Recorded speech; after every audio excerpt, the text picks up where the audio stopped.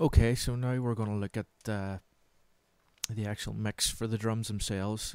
It's very important at this stage, obviously, with 8 tracks worth of drums, that we get everything sitting properly together.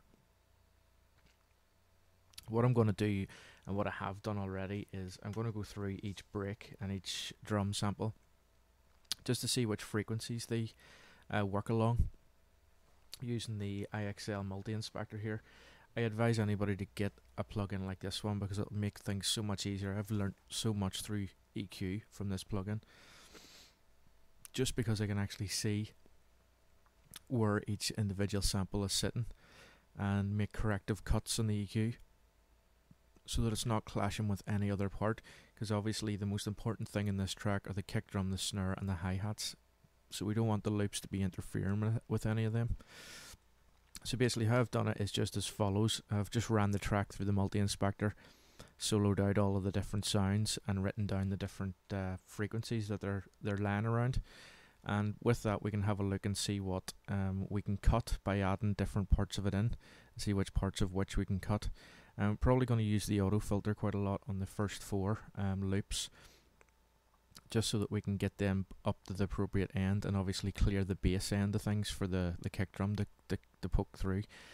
And then after that, in the next video we'll show you how we compress that and do all of the EQ work. So this is just to let you see exactly what I'm looking at, and then we'll go from there as far as the EQ is concerned.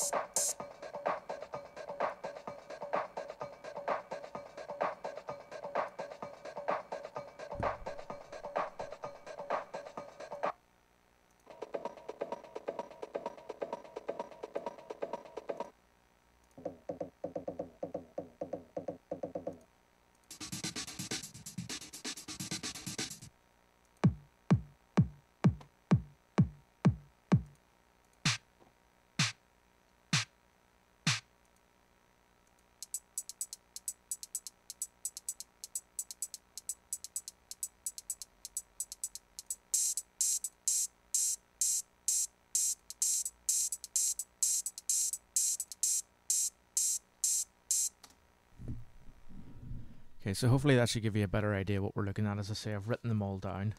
I'd advise you to do that as well, make it a lot easier for you when you're doing the actual mix itself.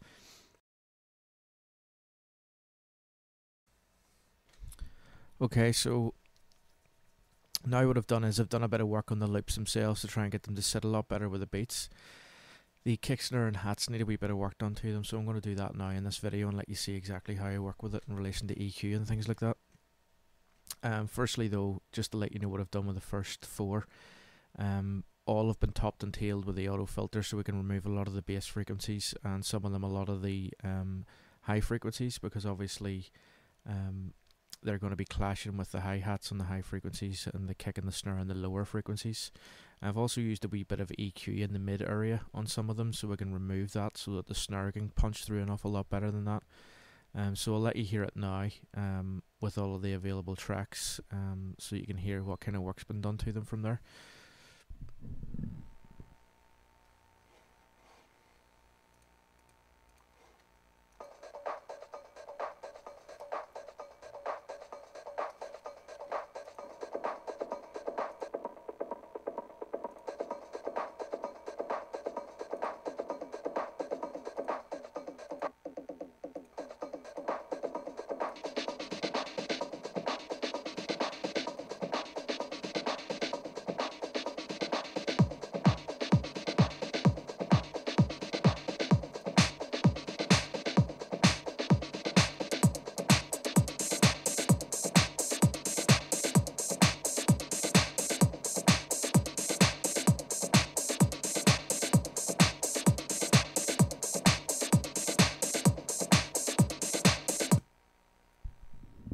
Okay, so we've got a lovely wee groove going there. I'm just going to do a wee bit of work now. The kick drum seems to be sitting perfectly.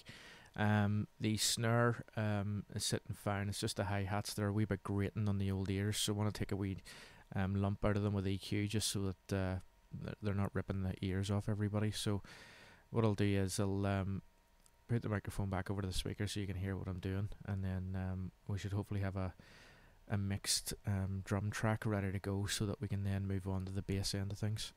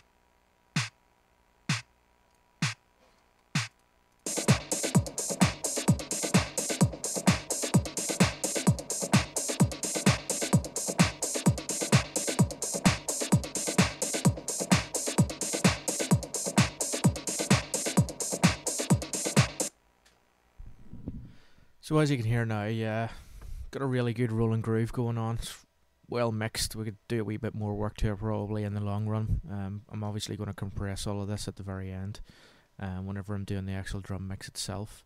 But that gives you an idea of where we stand as far as the drums are concerned. And now onto the bass.